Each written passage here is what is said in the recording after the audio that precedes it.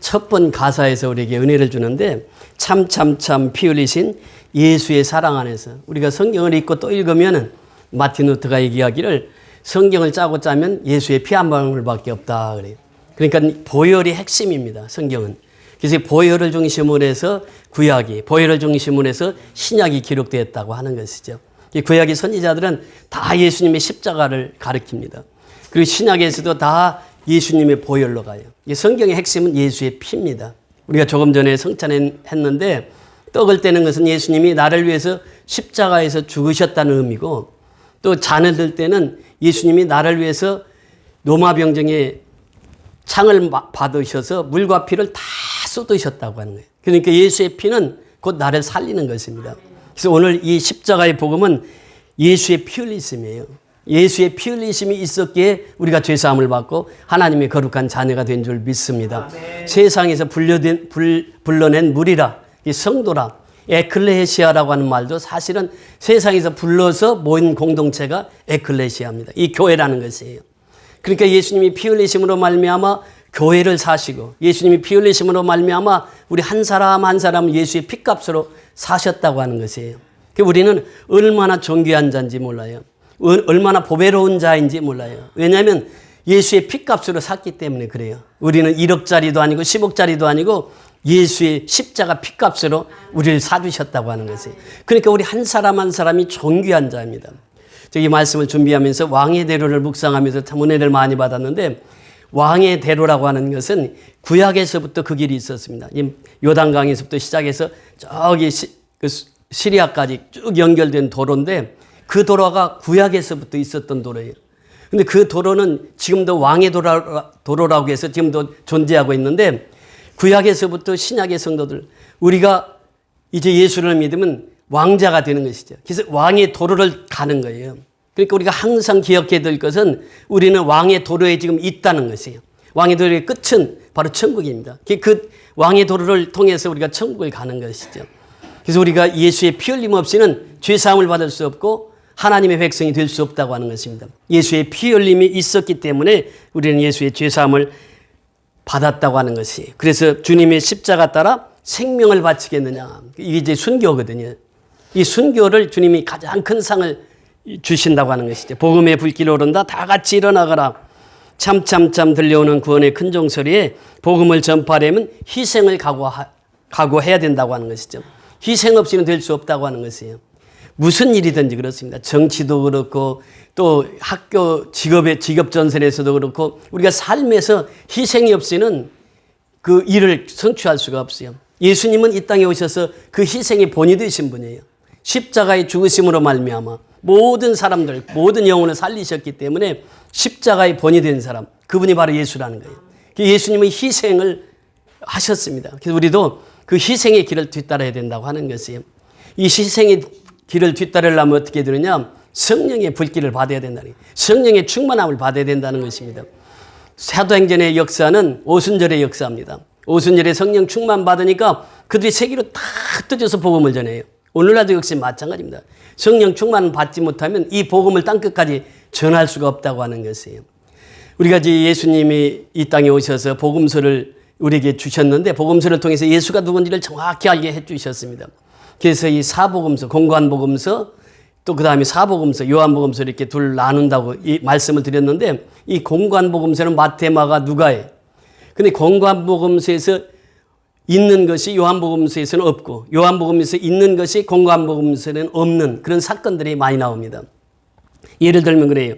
이제 이 공관복음서에는 있고 요한복음에서 없는 사건들을 보면, 첫째는 예수님의 탄생 기사가 없습니다. 예수님의 탄생 기사가 얼마나 중요합니까? 그런데 공관복음서에는 이걸 다 기록하고 있어요. 그런데 요한복음에서는 없습니다. 예수님의 족보 이야기가 없습니다. 또 그런가 하면 예수님을 나타내 보일 때 하나님의 나라를 비유로 많이 말씀하셨습니다. 이 공관복음서에 보면은 하나님의 나라를 다 비유로 말씀하시고 계세요. 근데 요한복음에서는 하나님의 나라 비유가 없습니다. 또 요한복음서에는 산상설교가 없습니다. 산상설교가 얼마나 중요합니까? 공관복음서에서는 기록을 하고 있는데 요한복음에서는 이 산상설교가 없어요. 또 이 변화산 기도가 없습니다. 호련히 변화되어 가지고 이제 그 변화산 산상에서 그 모세와 엘리야와 예수님 등장하면서 그 등장한 사건이 있잖아요. 그런데 이 요한복음에서는 변화산 사건을 기록하지 않아요. 그리고 겟세마네 기도 얼마나 중요합니까? 예수님이 십자가에 달리시기 전에 겟세마네 가서 기도하셨는데 겟세마네 기도가 요한복음에는 없습니다. 요한복음에 없는 것이 최후의 만찬이 요한복음에 없습니다. 그런가 하면 공관복음서에는 없고 이것이 이제 공관복음서에는 있고 요한복음에 없는 것이고 공관복음서는 없고 요한복음에 있는 것을 보면은 가나 혼인잔치예요. 가나 혼인잔치는 이 요한복음에만 독특히 나와요. 또 요한복음에 나오는 것은 수가성 여인. 우리가 요한복음 4장에 보면 예수님이 나에게 물 좀 달라 했을 때 그 물을 주었던 여인. 그래서 예수님께서 내가 주는 물을 마시는 자는 영원히 목마르지 않는다고 하는 그 수가성 여인의 비유가 요한복음에만 독특히 나옵니다. 그 다음에 니고데모의 대화. 이 니고데모도 요한복음에만 독특하게 나와요. 나사로가 부활한 사건. 공관복음서에서는 없습니다. 요한복음에서만 나와요. 예수님의 기도. 요한복음 17장에 보면 예수님의 기도가 나옵니다. 공관복음서는 세 제자를 중심으로서 기록되어 있습니다. 예수님의 애제자 세 사람이 누구죠? 베드로, 야고보, 요한. 이 세 제자가 이제 공관복음서 주로 등장합니다. 그런데 요한복음서는 이 세 제자보다는 빌립과 도마 이야기가 나와요. 그러니까 여러분들의 성경을 읽으면서 자세히 보시면은 이 사건들이 요한복음에는 있고 공관복음에서는 없고 공관복음서에는 있고 요한복음에서는 없는 사건들이 이렇게 나온다고 하는 것이에요. 자, 우리가 요한복음을 계속 보고 있는데 요한복음 1장 1절부터 4절까지 한번 다시 보시겠습니다. 요한복음 1장 1절부터 4절까지 시작. 태초에 말씀이 계시니라. 이 말씀이 하나님과 함께 계셨으니 이 말씀은 곧 하나님이시라. 그가 태초에 하나님과 함께 계셨고 만물이 그로 말미암아 지은 바 되었으니 지은 것이 하나도 그가 없이는 된 것이 없느니라. 그 안에 생명이 있었으니 이 생명은 사람들의 빛이라. 자, 말씀이 누구라고 그랬죠? 말씀이 예수. 또 그가 누구죠? 예수입니다. 그러니까 말씀을 예수님으로 바꿔서 읽고 그가를 예수님으로 바꿔서 읽습니다. 자, 1절부터 다시 한번 읽습니다. 말씀은 예수고 그가도 예수입니다. 그가, 그에게 전부 다 예수님으로 바꿔서 한번 읽어보십니다. 시작. 태초에 예수님이 계시니라. 이 예수님이 하나님과 함께 계셨으니 이 예수님은 곧 하나님이시니라. 예수님이 태초에 하나님과 함께 계셨고 만물이 그로 말미암아 예수님으로 말미암아 지은 바 되었으니 지은 것이 하나도 예수님이 없이는 된 것이 없느니라. 예수님 안에는 생명이 있었으니 이 생명은 사람들의 빛이라. 이게 요한 사도가 왜 영적인 복음서라고 하느냐? 지금 공관복음서는 육적인 복음서라고 하면 왜냐하면 예수님의 이 생애를 쭉 다루고 있어서 육적인 복음서라 이렇게 얘기하는데 요한복음은 영적인 복음서라 얘기합니다. 그 요한복음서를 기록하면서 태초라고 하는 단어가 처음 등장하잖아요. 공관복음서는 이 단어가 등장하지 않아요. 그러니까 태초에부터 계셨던 예수님을 등장시키는 것이 요한복음입니다. 요한 사도는 밤모섬에서 그 채석장에서 일하면서 낮에는 그 뜨거운 햇볕을 받아가면서 일하고 그곳에는 겨울이 되면 또 추워가지고 덥고 잘 이불도 없이 그 추위에 떨면서 나이 90이 돼가지고 그렇게 채석상에서 일하다가 하나님의 환상을 보게 된 거죠. 예수님을 경험하게 된 거예요. 예수님을 만나게 된 거예요. 예수님을 체험하게 된 거예요. 그래서 요한 사도는 그 30년 공관복음서와 요한복음서가 기록된 연도가 30년이 차이가 나는데 그 사이에 이단들을 다 제거하시면서 예수님이 누구냐? 태초에부터 계셨던 분이다. 이것을 처음에 소개를 하고 있습니다. 그 다음에 예수님은 누구라고요? 창조주시라는 거예요. 창조주. 예수님이 창조주라고 하는 사건을 공관복음에서는 기록하고 있지 않는데 이 요한복음에서는 그렇게 기록합니다. 예수님은 누구라고요? 하나님이시라는 거예요. 이것을 선언하는 거예요. 이것이 이제 요한복음서에서 특징입니다.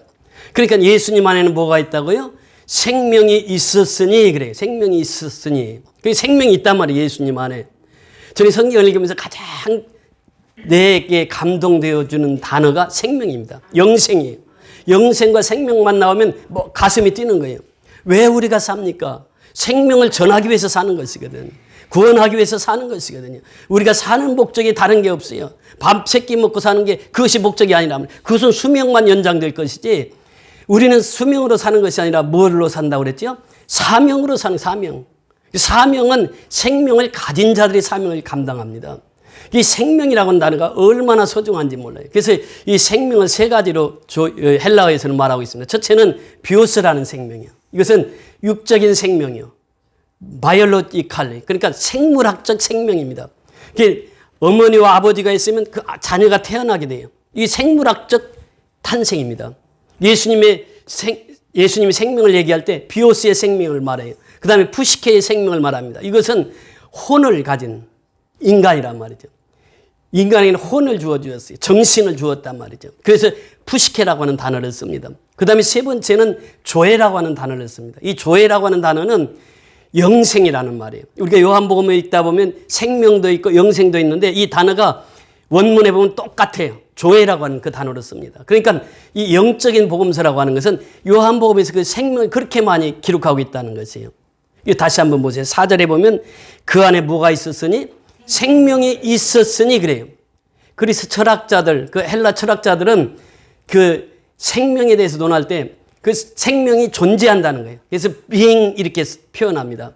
그 존재 자체가 있다는 거예요.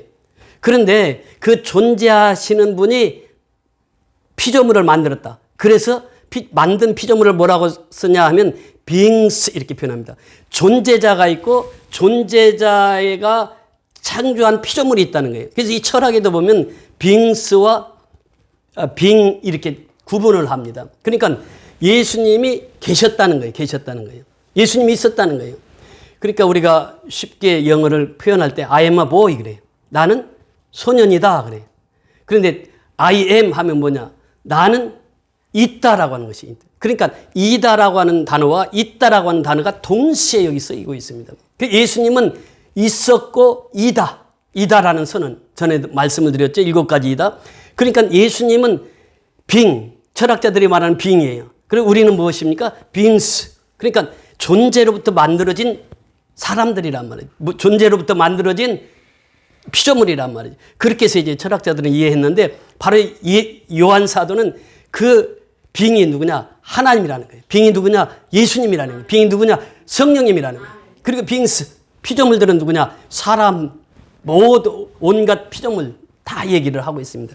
그래서 여기에서 보면 그 안에 뭐가 있었으니 생명이 있었으니 그래. 생명. 예수 안에 생명이 있다는 거예요. 그러니까 다른 데는 이 생명이 없습니다. 조의 생명은 없다는 거예요. 푸시케의 생명은 있고 비오스의 생명은 있을 수 있어요. 그러나 조의 생명은 없다는 거예요. 이것이 영적인 생명이거든요. 요한 사도가 지금 이 생명을 말하면서 자기는 영적으로 체험했어요. 예수를 경험했어요. 그러니까 이 기쁜 소식을 땅끝까지 전파해야 돼. 요한 사도가 나이 90이 돼서 그렇게 나이가 들었고 할아버지가 됐음에도 불구하고 전도하러 가잖아요. 복음을 전하잖아요. 예수님은 사랑이시다. 하나님은 사랑이시다. 이것을 외친 거예요. 끝까지. 그 예수를 우리도 만나야 될 줄 믿습니다. 요한 사도가 예수를 만나고 나서 요한복음을 기록하면서 이 생명 되신 예수를 우리에게 소개를 하고 있습니다. 그 안에 생명이 있었으니 누구 안에? 예수 안에 생명이 있다는 거예요. 그러니까 예수님의 아버지는 누구입니까? 하나님이에요. 그래서 요한복음 14장부터 17장까지가 13장부터 17장까지가 예수님의 고별 설교하면서 예수님의 하루의 생애를 기록한 것입니다. 근데 여기에서 보면 제일 많이 나오는 단어가 있어요. 그 단어가 뭐냐? 아버지라고 하는 단어입니다. 그러니까 예수님은 아들이고 하나님은 아버지라는 거예요. 근데 아버지에게 생명이 있는 것이 아들에게도 있고 아들에게 있는 생명이 아버지에게도 있다는 거예요. 그래서 아버지와 아들 관계를 쭉 소개를 합니다. 그러니까 우리가 아버지를 떠나면 어떻게 돼요? 고생입니다. 고난이 찾아와요. 핍박이 찾아와요. 아버지 안에 있을 때는 내가 평안히 살아갈 수 있어요. 성경은 무슨 얘기냐면 하나님으로 다 집중이 되어 있어요. 왜 예수가 이 땅에 오셨느냐? 아버지의 명령을 받고 이 땅에 오셨어요. 왜 성령님이 계셨느냐? 아버지의 영이기 때문에 그 영이 예수의 영이 되는 거예요. 그래서 이 성부, 성자, 성령이 세 분 계시는데 전부 아버지 하나님으로 다 최종 목표는 아버지 하나님께로 다 맞춰져 있다는 거예요. 그래서 우리가 하나님을 믿을 때 예수를 통하지 않고 믿는 하나님은 다 이단이라는 거예요. 그러니까 우리 유대교도 보세요. 유대교도 예수님을 믿질 않아요. 예수님은 선지자로 보거든. 예수님을 하나님의 아들로, 예수님을 하나님으로 믿는 종교만이 기독교입니다. 이게. 그래서 예수님 안에는 무엇이 있다고요? 생명이 있다는 거예요. 그래서 1장 3절에 4절에서도 말씀하시지만 성경에서 계속 말씀하시는 것이 뭐냐? 요한복음 3장 바로 보세요. 3장 14절부터 16절까지 우리 같이 합독하십니다. 요한복음 3장 14절부터 16절까지 시작. 모세가 광야에서 뱀을 든 것 같이 인자도 들려야 하리니 이는 그를 믿는 자마다 영생을 얻게 하려 하심이라. 하나님이 세상을 이처럼 사랑하사 독생자를 주셨으니 이는 그를 믿는 자마다 멸망하지 않고 영생을 얻게 하려 하심이라. 자, 여기에서 보면요, 모세가 광야에서 뱀을 든 것 같이 이래요. 이 말은 민수기서 21장 4절부터 9절의 말씀입니다. 호르산에서 이스라엘 백성들이 출발을 해요. 홍해길로 따라갑니다. 그러면서 이스라엘 백성들이 원망과 불평을 해요. 왜 우리 광야에서 먹을 것도 없고 마실 물도 없는데 왜 광야로 인도했느냐? 그렇게 만나? 이 까칠까칠한 만나 이제 질렸다, 지겨워. 그러면서 하나님을 원망하고 모세를 원망합니다. 그때 하나님께서는 불뱀을 준비했다가 원망하는 이스라엘 백성들을 불뱀에 물려서 다 죽게 됩니다. 그 불뱀이 얼마나 독이 강했던지 한 10초만 되면 사람이 죽었다는 거예요. 그렇게 사람이 죽어가니까 이 사람들이 모세 앞에 옵니다. 모세한테 와서 얘기를 합니다. 우리 하나님 앞에 기도 좀 해서 우리 좀 살려달라고. 그러니까 모세가 기도해요. 그러니까 모세에게 기도했을 때 하나님이 응답 주시는데 장대우에다가 노뱀을 달라. 그리고 높이 쳐들라. 누구든지 쳐다본 적 살리라 그랬어요. 그런데 이 노뱀을 쳐다본 사람은 누구든지 모두가 다 살았다는 거예요. 그런데 쳐다보지 않아요. 그래서 죽어갔습니다. 이것을 지금 이 사건을 지금 말하고 있는 것이 모세가 오늘 14절에 그 말씀을 하시죠. 3장 14절에 모세가 광야에서 뱀을 든 것 같이 인자도 들려야 하리니. 인자가 누구입니까? 예수도 들려야 되리니. 이 말이 무슨 말입니까? 예수님 십자가에 못 박힌다는 그 예언이거든요. 이게. 인자도 들려야 된다는 거예요. 십자가에 죽어야 된다는 거예요. 그러면서 십자가를 바라보는 사람은, 예수를 믿는 사람은 무엇을 얻었고? 영생을 얻었다 그래요. 그러면서 하나님이 세상을 이처럼 사랑하사 독생자를 주셨으니 이는 저를 믿는 자마다 멸망치 않아요. 그리고 무엇을 얻어요? 영생, 생명을 얻는다 그 말입니다. 조의 생명을 얻는다 그 말이에요. 그러면서 그 밑에 쭉 내려가서 보세요. 34절부터 보십니다. 34절부터 시작. 하나님이 보내신 이는 하나님의 말씀을 하나니 이는 하나님이 성령을 한량없이 주심이니라. 아버지께서 아들을 사랑하사 만물을 다 그의 손에 주셨으니 아들을 믿는 자는 영생이 있고 아들에게 순종하지 아니하는 자는 영생을 보지 못하고 도리어 하나님의 진노가 그 위에 머물러 있느니라. 자 보세요. 여기서 보면 하나님이 등장하죠. 하나님이 보내신 이는 누구입니까? 예수. 그 다음에 하나님의 말씀을 하나니 이는 하나님이 누구를 한량없이 주심이라. 성령을 한량없이 주심이라. 우리가 조금 전에 불렀잖아요. 성령의 불, 성령의 불. 성령의 불을 받아야 땅끝까지 전파한단 말이죠. 성령의 불을 받아야 미얀마도 가서 선교한단 말이죠. 성령의 불을 받아야 돼요. 그래서 성령을 한량없이 주심이라. 아버지께서 아들을 사랑하사 만물을 다 그의 손에 주셨으니. 누구에게? 예수님에게 만물을 다 주셨단 말이죠. 그러면서 아들을 믿는 자에게는 무엇이 있고? 영생이 있어요. 그런데 그 아들에게 순종하지 아니하는 자는 영생을 보지도 못하고 도리어 무엇이 임한다고요? 하나님의 진노가 임하느니라 그래요. 그러니까 오늘날도 역시 마찬가지입니다. 예수를 믿으면 생명을 얻어요. 영생을 얻어요. 그래서 천국 백성이 되는 거예요. 왕의 대로에 서 있는 거예요. 서서히 왕의 대로에서 걸어가는 거예요. 지금 고속버스 타고 가는 거예요. 하이웨이 버스를 타고 가는 거예요. 그래서 이 왕애들은 킹스 하이웨이라고 하거든요. 그러니까 그 도로에 서서 지금 천국을 향해 달려가는 거예요, 지금. 이것이 이제 영생이 있는 자예요. 그러나 영생이 없는 자, 그들은 하나님의 진노가 그 위에 임한다는 거예요.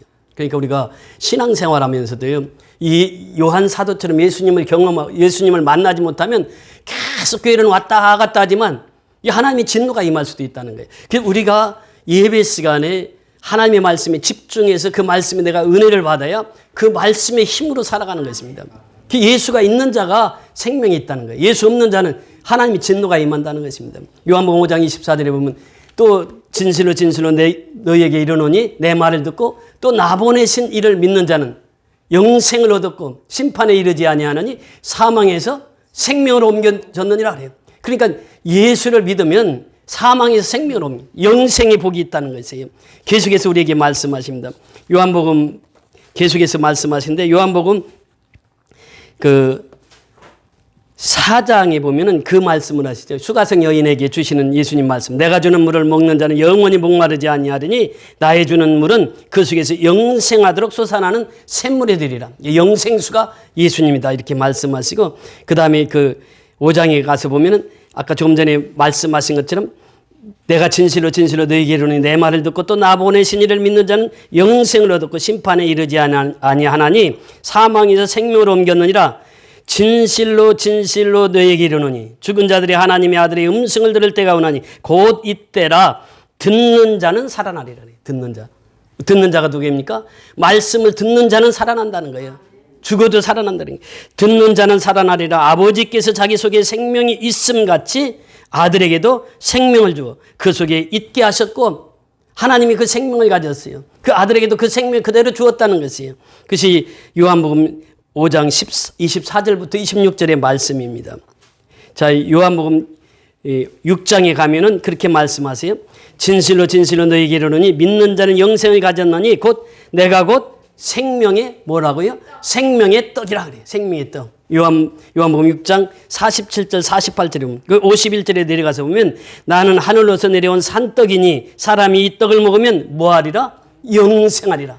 우리가 주에 만찬하는 것은 그 떡을 떼는 것은 영생하는 복을 받는 것이에요. 나의 줄 떡은 곧 세상의 생명을 위한 내 살이로다 하시니라. 예수님이 살과 피를 이게 만찬을 통해서 우리가 기념하잖아요. 이것을 지금 말씀하시고 있는 거예요. 그러면서 이 계속해서 요한복음 10장 9절 10절에 보면 그렇게 말씀하십니다. 9장 10절에 보면 내가 문이니 누구든지 나로 말미암아 들어가면 구원을 얻고 또는 들어가며 나오며 꼴을 얻으리라. 도적이 오는 것은 도적질하고 죽이고 멸망시키려는 것뿐이요 내가 온 것은 양으로 생명을 얻게 하고 더 풍성히 얻게 하려 하는 것이니라 그래요.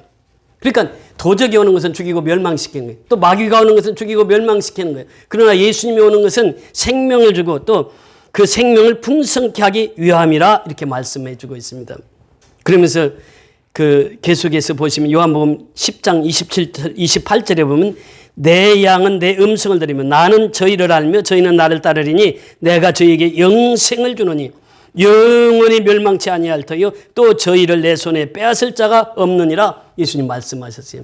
영원히 멸망치 않는 것 예수의 손에 있을 때, 예수의 손에 있을 때, 예수의 품에 있을 때 영원히 멸망치 않아요. 그리고 예수님의 손에서 빼앗을 자가 아무도 없다 이렇게 표현합니다. 우리 요한복음 11장 25절 26절 내가 부활이요. 다 같이 한번 암송해 보실까요? 내가 부활이요 생명이니 나를 믿는 자는 죽어도 살겠고 무릇 살아서 나를 믿는 자는 영원히 죽지 아니하리니. 자, 이것을 내가 믿느냐? 자, 여기서 보면 나는 뭐라고요? 부활이다. 나는 뭐라고요? 생명이다. 이렇게 써요. I am. 나는 이다라고 하는 선은 지난 시간에도 우리 말씀을 드렸습니다만 모세가 출애굽기 3장 14절 통해서 who I am, who I am. 즉 나는 스스로 있는 자다. 이 말씀. 요한복음에서는 7가지 나는 이다라고 하는 선언하는데 첫 번째 여기서 말씀하십니다. 그러면서 요한복음에 보면 나는 생명의 떡이다. 나는 세상의 빛이다. 나는 양의 문이다. 나는 선한 목자이다. 나는 부활이요 생명이다. 나는 길이다. 진리다. 생명이다. 나는 참포도 나무다. 그래서 6가지 이다라고 하는 이 선언을 예수님께서 하시거든요. 그러면서 이 요한복음 11장 25절 26절에 그 말씀을 하셨습니다. 우리 14장 6절 다 같이 한번 암송해 보실까요? 예수께서 가라사대 내가 곧 길이요 진리요 생명이니 나로 말미암지 않고는 아버지께로 올 자가 없느니라. 여기서 길이라고 하는 것은 무엇입니까? 더 웨이라고 하는 것이에요. 그러니까 천국 가는 길에서 벗어나면 다 죄가 되는 것입니다. 이 천국 가는 길은 유일한 길이에요. 더 웨이. 그래서 유일한 길이기 때문에 천구한사 더가 붙는다고 말씀을 드렸습니다. 더 웨이, 더 추루스, 진리가 하나예요. 요즘에 보세요. 신문에 보면 가짜 뉴스들이 많이 나옵니다. 이제 예수님이 재림하실 때가 되면 가짜 뉴스가 더 많이 나옵니다. 그러니까 이 진리를 찾지를 못해. 그러니까 가짜 뉴스를 믿지 않다 보니까 진리까지 안 믿어버려요. 그래서 이 코로나 이후에 지금 교회마다 많이 60%가 나오면 많이 나오는 교회고 50% 이하로 떨어진 교회들.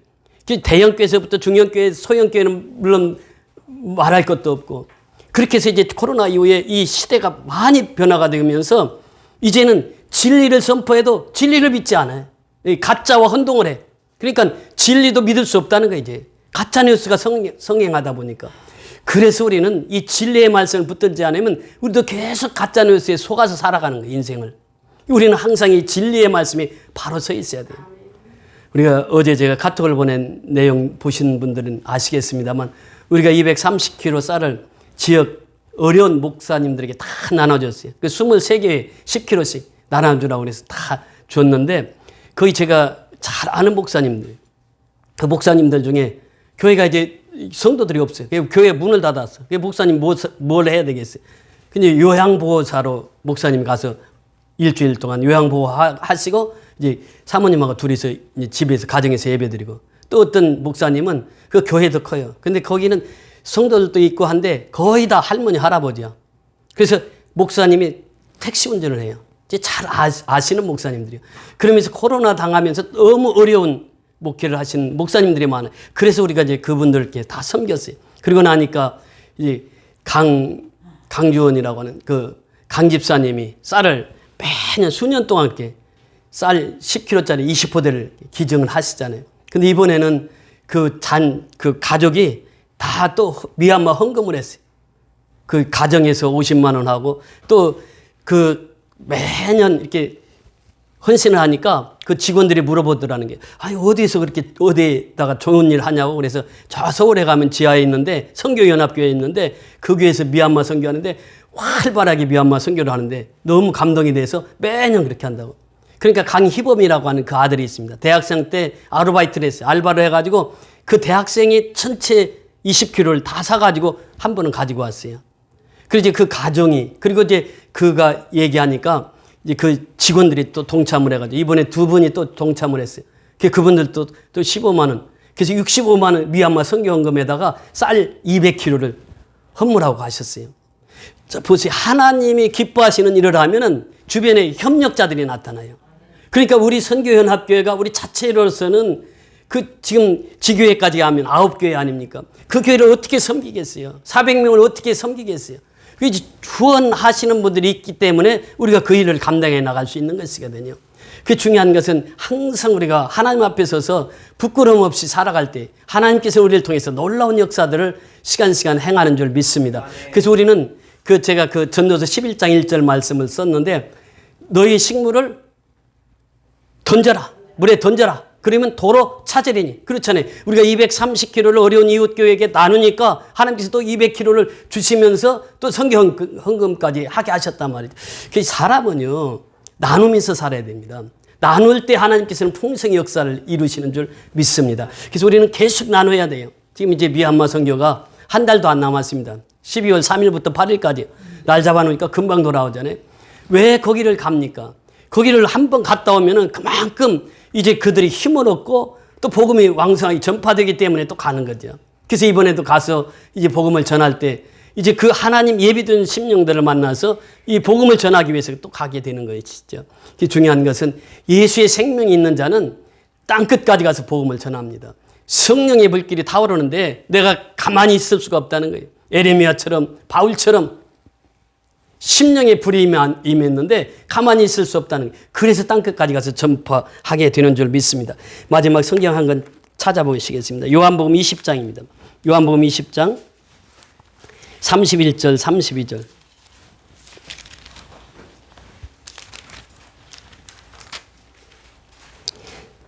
(30절) (31절) 요한복음 20장 우리 같이 봉독하십니다. 요한복음 20장 30절 31절 시작. 예수께서 제자들 앞에서 이 책에 기록되지 아니한 다른 표적도 많이 행하셨으나 오직 이것을 기록함은 너희로 예수 그리스도께서 하나님의 아들 그리스도이심을 믿게 하려 함이요 또 너희로 믿고 그 이름을 힘입어 생명을 얻게 하려 함이니라. 30절로 올라가서 보시면 예수께서 제자들 앞에서 이 책에 기록되지 아니한 다른 표적도 많이 행했으나 예수님이 요한복음을 통해서 몇 가지 표적을 행하셨다고 그랬죠? 7가지의 표적을 행하셨어요. 자, 보세요. 가나의 혼인잔치 요한복음 2장에 나오죠? 왕의 신하의 고침 요한복음 4장에 나옵니다. 38년 된 병자를 치유하십니다. 요한복음 5장에 나오죠? 요한복음 6장에 오병이의 기적의 표적을 보여주십니다. 또 6장에 보면 바다 위를 걸으신 예수님의 표적을 우리에게 보여주시고 요한복음 9장에 보면은 날 때부터 맹인을 고치는 사건이 나옵니다. 그리고 마지막 요한복음 11장 죽은 나사로를 살리신 예수님. 그러니까 이 가나 혼인잔치나 죽은 나사로를 살리신 예수님의 표적은 이 요한복음밖에 안 나와요. 그러니까 이 요한복음의 특징은요, 하나님을 만나고 하나님을 경험하고 나니까 그 가나 혼인잔치의 표적, 이것은 무엇입니까? 제자들을 믿게 하기 위함이라. 이 표적은 그거예요. 예수님이 누구냐? 예수님이 하나님이시다. 예수님이 누구냐? 예수님이 하나님의 아들이시다라고 하는 것을 드러내는 것이 표적입니다. 이게 드러내는 것이 표적이에요. 그러니까 예수가 하나님의 아들이심을 드러내는 거예요. 이것이 표적이에요. 근데 7가지 표적뿐만 아니라 또 다른 표적도 행했다는 하는 것이에요. 자, 결론적으로 그렇게 말씀하십니다. 21절에 보면, 31절에 보면, 오직 이것을 기록하면 너희로 예수께서 누구의 아들? 하나님의 아들. 그리고 예수님이 누구라고요? 그리스도. 구약에서는 뭐예요? 메시아란 말이죠. 그리고 더 나아가서 뭐라고 말씀하십니까? 또 믿고 그를 힘입어 무엇을 얻기 위함이라? 생명을 얻기 위함이라. 이 경험, 예수를 만나는 체험이 얼마나 중요한지를 몰라요. 제가 40일 금식 기도하면서 제일 먼저 체험한 게 뭐냐면 몸무게입니다. 몸무게가 제가 77kg가 나갔는데 20kg가 딱 줄어요. 그리고 이제 그 혁대가 바늘코가 2개가 줄어들어요. 그 이제 57kg 40일 만에 그렇게 딱 주는 거예요. 그래서 이제 그때 교회 와서 제일 제가 좋아했던 찬송이 뭐냐면 내 영혼이 은총 입어 중한죄짐 벗고 보니, 그 438장 내 영혼이 은총 입어 중한죄짐 벗고 보니 슬픔 많은 이 세상도 천국으로 화도다. 할렐루야 찬양하세. 내 모든 죄 사함 받고 주 예수와 동행하니 그 어디나 하늘나라. 그렇습니다. 중한죄짐 벗고 보면 그 어디나 하늘나라가 되는 거예요. 주의 얼굴 뵙기 전에 멀리 보던 하늘나라 내 마음속에 이루어지니 날로 날로 가깝도다. 내 마음속에 하나님의 나라가 이루어지는 거예요. 높은 산이 거친 들이 초막이나 궁궐이나 내 주 예수 모신 것이 그 어디나 하늘나라. 할렐루야 찬양하세. 내 모든 죄 사함 받고 주 예수와 동행하니 그 어디나 하늘나라. 제가 이 찬송을 부른 이유가 있습니다. 그때 38일째 될 때 그 오살리 기도원에 잣나무 숲이 딱 있는데 거기에서 예수님이 딱 나타나시는 거예요. 그래서 그 큰 지팡이를 들고 나타나시고 그 앞에는 양떼가 쫙 있고, 전에 우리 교회에 있을 때 여기도 그림, 이 양떼에 있는 그림, 이 그림이 쫙 펼쳐지는 거예요. 그러면서 하나님께서, 예수님께서 딱 2마디 말씀하시고 나는 살아있는 예수라. 너는 이 소식을 땅끝까지 전하라. 그래서 보니까 사도행전 1장 8절이에요. 그래서 우리가 사도행전 1장 8절을 가지고 지금까지 목회를 해오고 있습니다. 여러분, 요한 사도가 밤모섬에서 예수를 만나고 나서 그가 너무 가슴에 불이 타서 그 90세 노구를 이끌고 복음을 증거했던 것처럼 우리가 예수를 만나면 예수를 증거하지 않고는 견딜 수가 없다는 거예요. 그래서 우리가 또 미얀마 또 가는 것입니다. 그래서 우리는 이제 선교연합교를 하나님이 세우신 목적이 있어요. 왜? 우리로 하여금 선교하라고. 그래서 우리는 땅끝까지 복음을 전하라고 하신 예수님의 지상 대사명을 수행하고 있는 것입니다. 그래서 우리 한 사람 한 사람이 있기에 미얀마의 400명이 지교의 성도들을 섬길 수 있다고 하는 것입니다. 항상 우리는 이 왕의 대로를 걷는 자라고 하는 사실을 잊지 아니하시고 우리는 성도라고 하는 이름, 그리스도인이라고 하는 이름, 그러니까 거룩한 무리라고 하는 말, 그리고 우리는 예수를 따르는 자라고 하는 이 사실을 항상 잊지 않고 예수를 따라다니며 복음을 증거하는 저와 여러분이 다 될 수 있기를 주의 이름으로 축원을 드립니다. 할렐루야.